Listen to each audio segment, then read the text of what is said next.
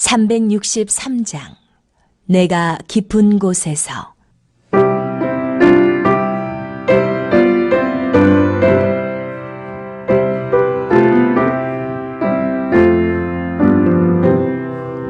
내가 깊은 곳에서 주를 불러 아뢰니 주여 나의 간구를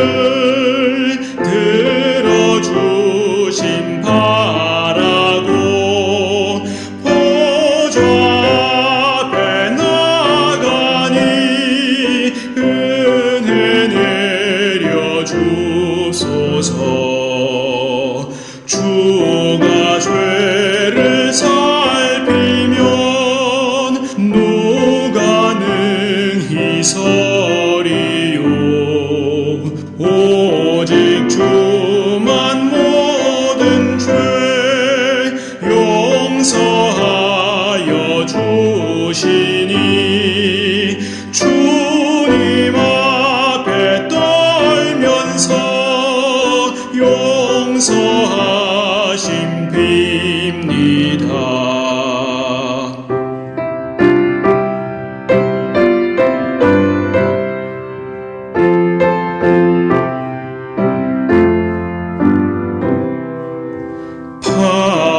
파수꾼이 새벽을 기다리고 바라듯 나의 영혼 주님만 간절하게 바라네. 이스라엘 백성아 주를 바라보아라. 주의 크신 은혜와 그의 능력 바라라.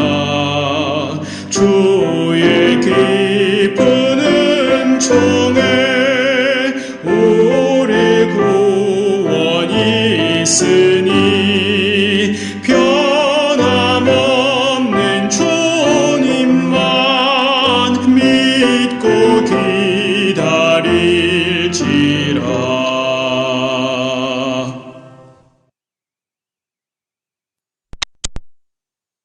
빈 파라디소 dedicante angeli in tuo adventus suscipiante materes et perducante in civitatem sanctam Hierusalem in paradiso.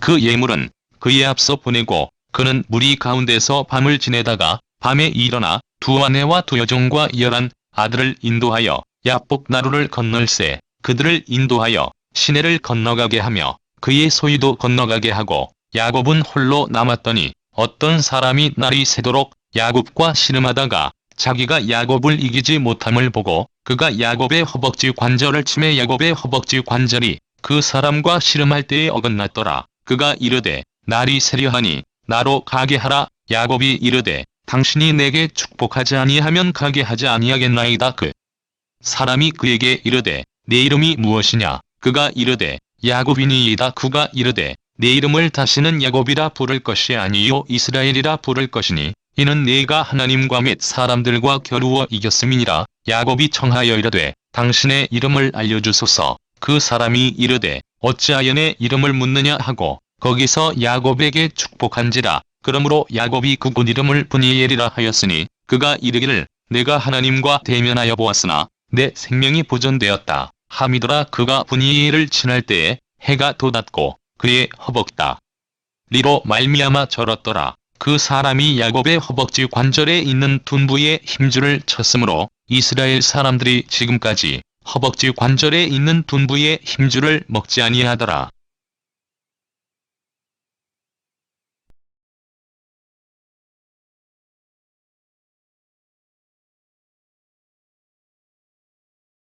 오늘은 하나님의 축복을 향한 여정이라고 하는 제목으로 창세기 32장 21절에서 32절까지 말씀을 통해 야곱의 이야기를 살펴보려고 합니다. 이 부분은 야곱이 그의 형제 에서와의 재회를 준비하면서 하나님과의 투쟁을 경험하는 과정을 담고 있습니다. 이는 우리에게 하나님과의 관계와 내면적으로 겪는 투쟁에 대해 깊이 생각해 볼 수 있는 좋은 기회입니다. 야곱은 자신이 예전에 형 에서에게 해를 끼친 것을 두려워하여 화해를 시도합니다. 하지만 그의 결심은 그의 형의 반응에 대한 두려움에 의해 감추어져 있습니다. 우리도 종종 자신의 과거나 약점을 인정하고 하나님과의 관계를 직시하는 것을 두려워할 때가 있습니다. 하지만 야곱이 그의 형 에서와의 재회를 앞두고 밤에 혼자 남아 강을 건너려고 할 때에 그를 기다리고 있는 것은 그의 내면적인 투쟁이었습니다. 이 투쟁을 통해 자신의 과거를 돌아보고 하나님과의 관계를 다시 생각하게 되었습니다. 우리도 자신의 내면적 투쟁을 통해 하나님과의 교류를 경험하며 새로운 축복을 받을 수 있습니다. 그러므로 오늘 우리는 야곱의 이야기를 통해 우리 내면적 투쟁과 하나님과의 관계를 살펴보고자 합니다. 우리의 삶에서 어떤 내면적 투쟁을 겪고 있나요? 하나님께서 우리에게 주신 축복을 경험하기 위해 우리는 어떻게 변화할 수 있을까요? 함께 고민해 보도록 합시다. 야곱이 그의 모든 소유를 앞서 보내고 그는 혼자 남아 있었습니다.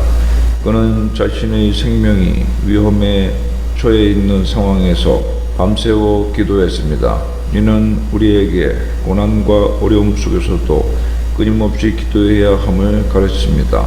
우리의 인생에서도 때로는 야곱처럼 우리를 위협하는 상황이 발생할 수 있습니다. 이럴 때 우리는 어떻게 해야 할까요? 바로 기도의 힘을 믿고 의지해야 합니다. 야곱은 자기의 과거의 행동과 결정을 직시하고 있습니다. 우리도 자신의 약점과 잘못된 행동을 인정하고 회개하며 하나님 앞에서 씻어내야 합니다. 우리의 약점을 숨기거나 부정하지 말고 하나님께 솔직하게 다가가야 합니다. 야곱은 밤새워 하나님의 사자와 씨름하였습니다. 그리고 하나님은 그에게 새로운 이름을 주었습니다.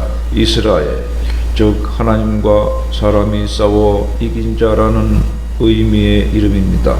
이는 야곱이 하나님과의 씨름에서 패배하지 않았음을 의미합니다. 야곱이 하나님과의 씨름에서 이긴 것은 그의 인내와 끈기 그리고 믿음 때문이었습니다. 이는 우리에게도 중요한 교훈을 줍니다. 하나님과 대면하고 하나님의 의지를 이해하려는 우리의 노력은 결코 헛되지 않는 것입니다.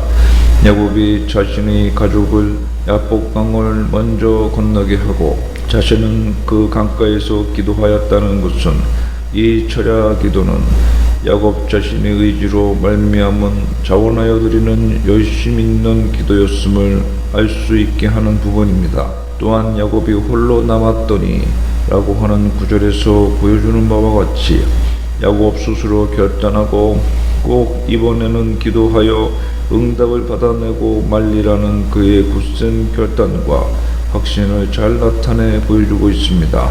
이처럼 야곱은 다른 사람의 도움을 전혀 받을 수 없는 홀로 남은 상태가 되었을 때에 그곳에서 하나님을 만날 수가 있었던 것입니다.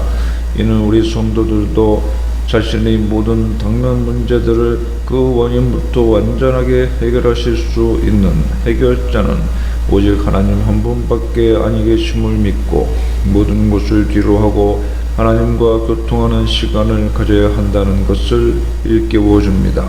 야곱은 여기서 천사와 씨름하며 한도뼈가 위골될 정도로 단순한 힘겨루기를 하다가 포기한 것이 아닌 하나님의 사자에게 매달려 처절하게 부르짖으며 간구하였던 필사적인 기도였음을 알 수 있습니다. 야곱은 자신이 처한 어려운 상황에서 기도로 하나님께 도움을 청하였습니다. 이는 우리에게 고난의 시기에도 끊임없이 기도하며 하나님을 의지해야 함을 가르칩니다. 기도는 우리의 마음을 강화하고 우리를 위로하며 우리의 문제를 하나님께 전달하는 수단입니다. 하나님의 사자를 야곱이 이겼다는 것은 무엇을 말합니까? 과연 야곱이 힘으로는 하나님의 사자를 능가할 정도로 강했다는 의미는 아닐 것입니다. 이는 야곱의 이런 굳센 의지와 소망을 도저히 하나님의 사자가 물리칠 수가 없어서 그의 원하는 바를 들어줄 수밖에 없었다는 것입니다. 이는 우리가 하나님께 부르짖어 매달릴 때에 하나님께서는 우리의 기도를 외면치 않으시고 들어주실 수밖에 없는 분이심을 깨닫게 합니다. 한 남자가 바다에서 낚시를 하다가 갑자기 폭풍에 휩쓸려 버렸습니다. 배가 뒤집히고 그는 바다에 빠져 허우적거리게 되었습니다. 그는 수영을 할 줄 몰라서 절망에 빠졌지만 마지막 힘을 다해 기도했습니다. 그의 기도가 끝나자마자 근처에 있던 큰 배가 그의 고립된 위치를 발견하고 그를 구조하였던 것입니다. 이 예화는 우리에게 기도의 힘을 보여줍니다. 기도는 우리가 어려움에 처했을 때 하나님께 도움을 청하는 가장 효과적인 방법입니다. 마태복음 7장 7절에서 8절까지 말씀에 구하라 그러면 너희에게 주실 것이요 찾으라 그러면 찾을 것이요 문을 두드리라 그러면 너희에게 열릴 것이니 구하는 이마다 얻을 것이요 찾는 이가 찾을 것이요 두드리는 이에게 열릴 것이니라고 주님께서 말씀하셨습니다. 현대 사회는 항상 바쁘고 분주한 일정으로 가득 차 있습니다. 이런 환경에서는 조용히 앉아서 기도하는 시간을 찾기 어렵습니다. 또한 많은 사람들이 즉각적인 결과를 기대하며 기도의 결과가 즉시 나타나지 않을 때 실망하거나 의심하는 경향이 있습니다. 기도는 하나님과의 개인적인 대화입니다. 기도가 어렵다면 기도의 방법을 바꿔 보십시오. 조용한 곳에서 말하는 대신 일기 형태로 기도를 적어보거나 신앙에 관한 노래를 부르며 기도하는 것도 좋을 것입니다. 또한 일정한 시간을 정해 기도하는 습관을 가지는 것도 도움이 될 수 있습니다. 간도뼈가 탈구되었다는 것은 이것은 몸속에 있는 것이니 그것이 바깥으로 돌출되어 나왔다는 것이므로 이는 수치가 드러나지는 애절하고 철저한 회개를 상징하는 모습인 것입니다.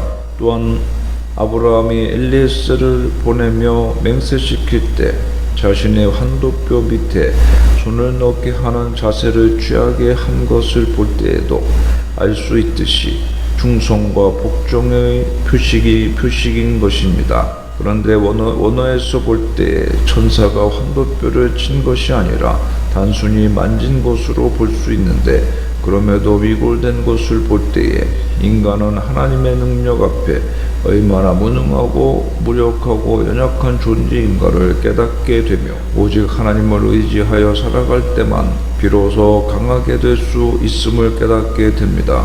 그러므로 우리는 하나님의 무한하신 능력을 알고 항상 하나님을 의지함으로 능력 있는 삶을 추구하여야만 할 것입니다.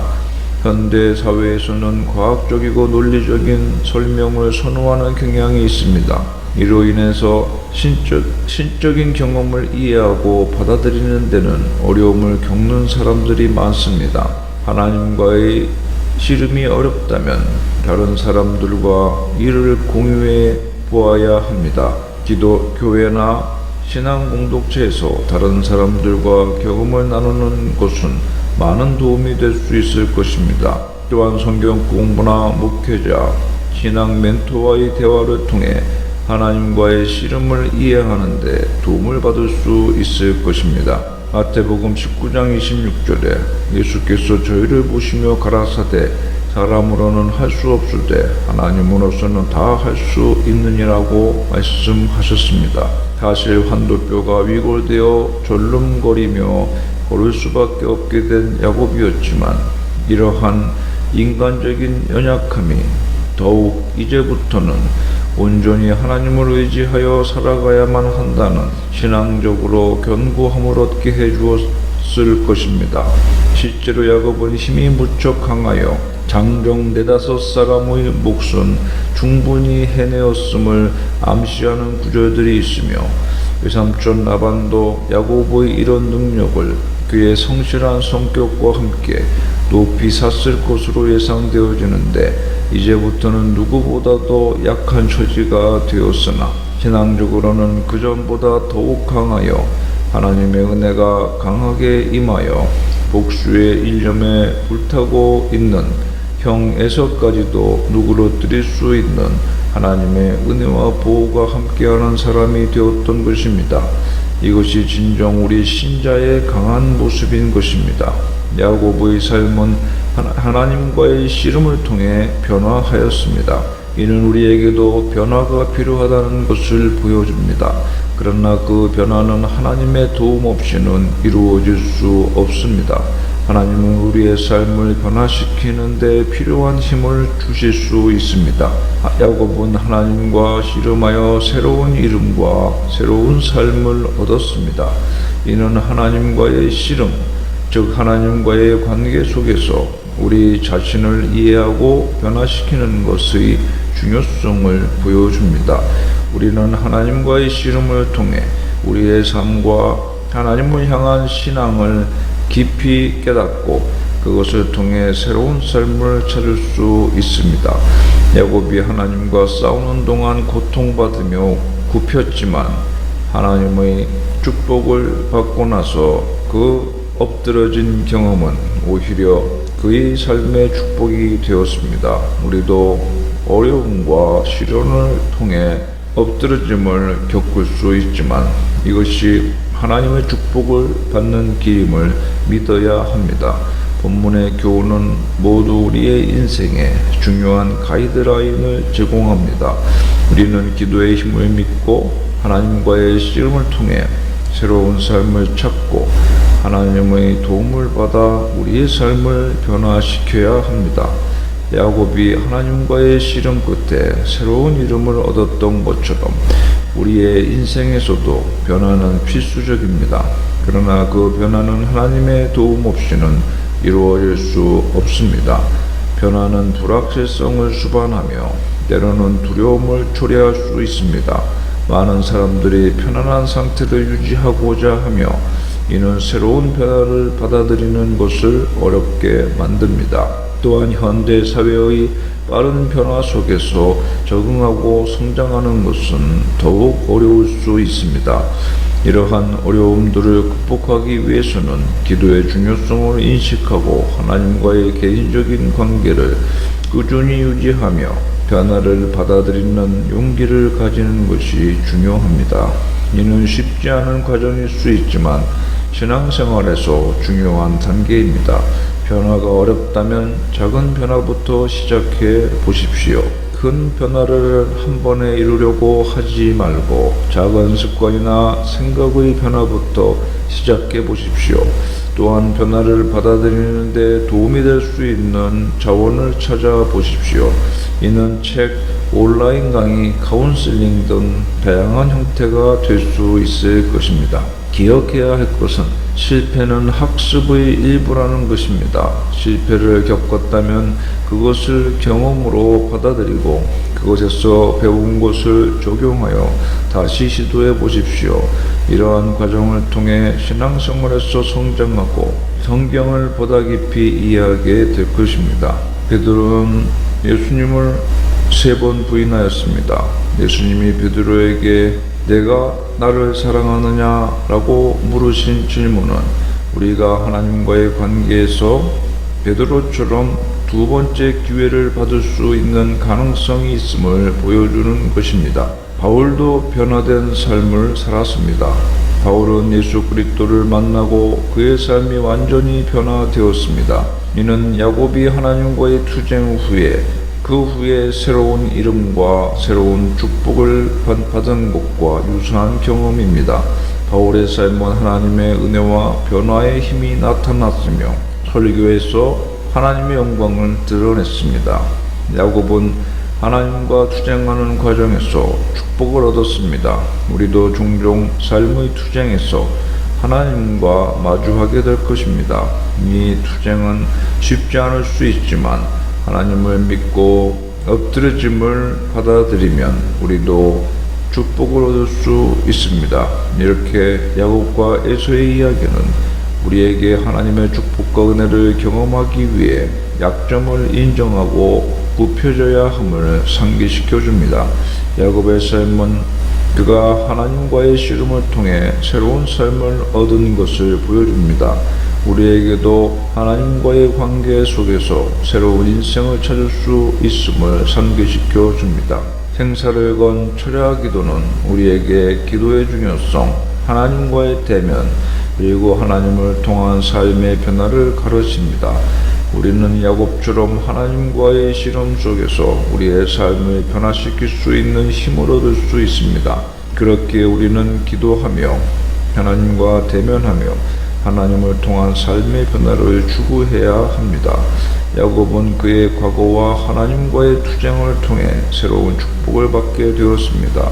우리도 마찬가지로 자신의 과거와 현재의 상황을 직시하고 하나님과의 교제를 통해 새로운 축복을 받을 수 있습니다. 어느 날 한 농부가 굶주린 늑대를 발견했습니다. 그는 늑대에게 먹이를 주었고 늑대는 그의 농장을 찾아왔습니다.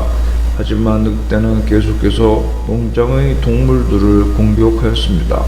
농부는 결국 늑대를 잡아야 했지만 그는 늑대를 죽이기를 원하지 않았습니다.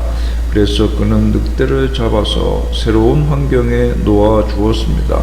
그곳에서 늑대는 새로운 방식으로 생활을 배우게 되었습니다. 이 이야기는 우리에게 변화의 필요성을 보여줍니다. 때로는 우리의 환경이나 상황이 우리에게 도움이 되지 않을 때 새로운 환경으로 옮기시며 우리는 이러한 변화를 받아들여야 하는 것입니다. 우리가 어려움과 시련을 겪을 때 그것이 우리의 내면적 투쟁의 한 부분이 될 수 있습니다. 하지만 우리는 그 속에서도 하나님과의 관계를 강화하고 새로운 축복을 받을 수 있습니다. 우리는 하나님을 향한 신뢰와 회개의 마음으로 일어나야 합니다. 그러므로 오늘 우리는 야곱의 이야기를 통해 하나님과의 관계를 다시 생각하고 자신의 내면적 투쟁을 하나님께 드리며 새로운 축복을 받을 준비를 하기를 바랍니다. 하나님은 우리를 사랑하시고 우리에게 축복을 내려주실 것입니다.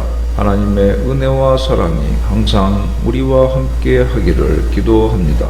하나님, 우리 아버지, 오늘 이 설교를 통해 우리는 야곱의 이야기를 통해 하나님과의 관계에 대해 다시 생각하고 배울 수 있었습니다. 우리는 감사를 드리며 우리의 내면적 투쟁과 과거의 행동을 직시하고 회개함으로써 새로운 축복을 받을 수 있는 기회를 주셨습니다. 하나님, 우리의 마음을 깨끗하게 하시고 우리를 변화시켜 새로운 사랑과 희망을 주시기를 구합니다. 우리의 내면적 투쟁을 안고 있을 때 우리를 인도하시고 우리가 자신의 은혜와 사랑을 하나님께 드리기를 원합니다. 우리를 인도하시고 지도하시는 주님, 우리가 어려움과 시련을 만나더라도 항상 우리와 함께 계시고 우리를 격려해 주시기를 구합니다. 우리가 항상 하나님의 영광을 위해 살아가며 하나님의 뜻을 이루는 데 도움이 되도록 하시기를 청합니다. 이 모든 것을 예수 그리스도의 이름으로 기도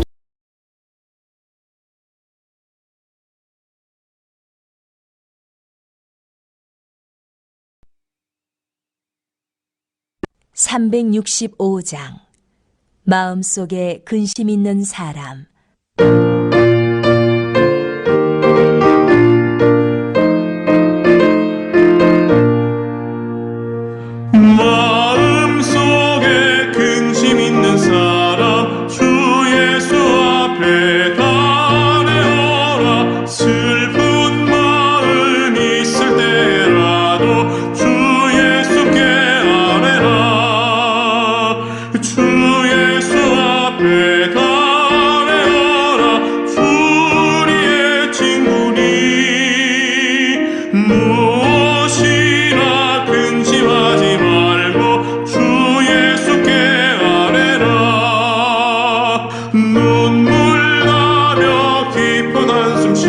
때 주 예수 앞에 달려라. 은밀한 죄 내게 있더라도 주 예수께 아뢰라. 주 예수 앞에 달려라. 주 우리의 친구니 무엇이나 근심하지 말고 주 예수께 아뢰라.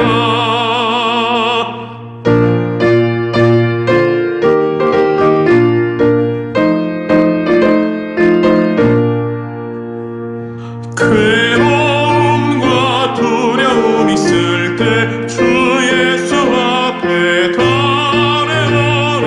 내일 일을 염려하지 말고 주 예수께 아뢰라.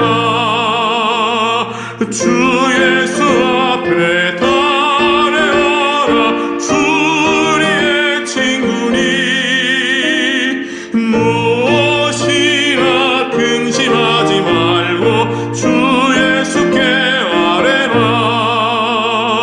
죽음 앞에 겁을 내는 자여 주 예수 앞에 달려라.